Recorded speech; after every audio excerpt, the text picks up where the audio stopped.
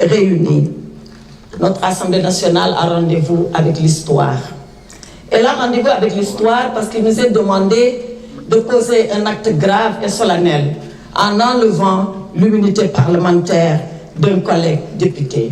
Serions-nous, mes chers collègues, à la hauteur de la gravité de l'acte qu'il nous a été demandé de poser? Je l'espère. Je prie sincèrement que nous puissions être à la hauteur de la gravité et de la solennité de l'acte qu'il nous a été demandé de poser. Dans son épître aux Corinthiens, l'apôtre Paul, martyr de la foi, disait ceci à ses fidèles: si le ministère de la condamnation est glorieux, le ministère de la justice est encore plus glorieux que celui de la condamnation. Oui, il avait tout à fait raison. Le ministère de la condamnation, c'est le ministère de l'examen des faits. Le ministère de la justice, c'est celui de la balance qui pèse et qui suppose les faits.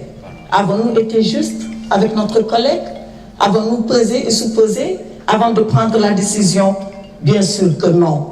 Avons-nous été justes avec Farba Ngom lorsque nous stations sans dossier? Je le dis, je le répète et je le confirme. Oui, il m'a été transmis un dossier entre guillemets, 4 lettres de transmission sur des feuilles volantes. Si c'est ça un dossier, on est loin de l'idée qu'on se fait de notre mission.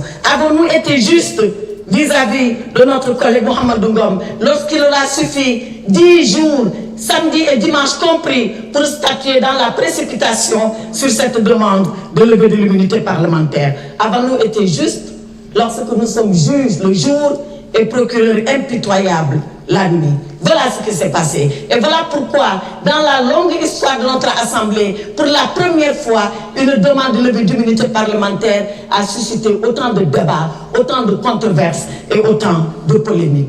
Et pourtant, il nous faut décider.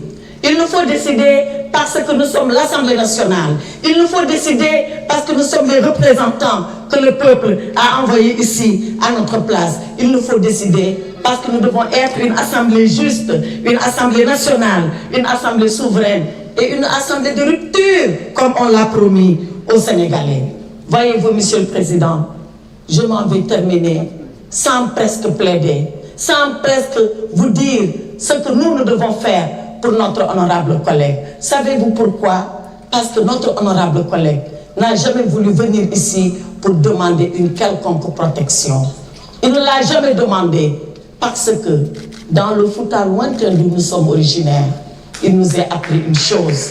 Il nous a été appris là-bas que vivre dans la peur est un échec de la vie.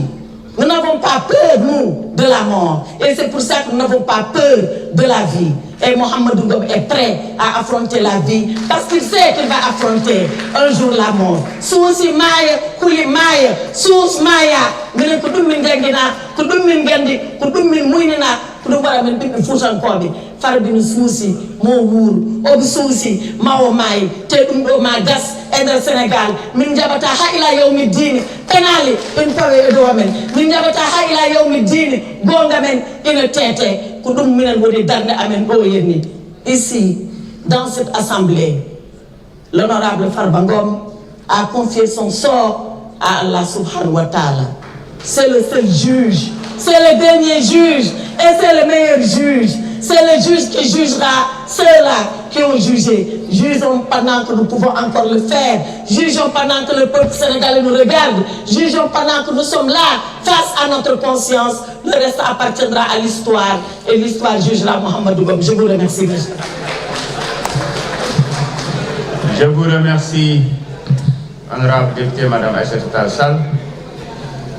Mes chers collègues, y a-t-il un orateur contre? Oui.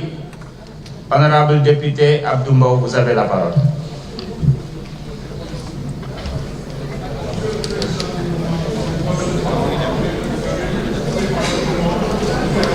Vous avez dit que vous n'avez pas le droit de parler.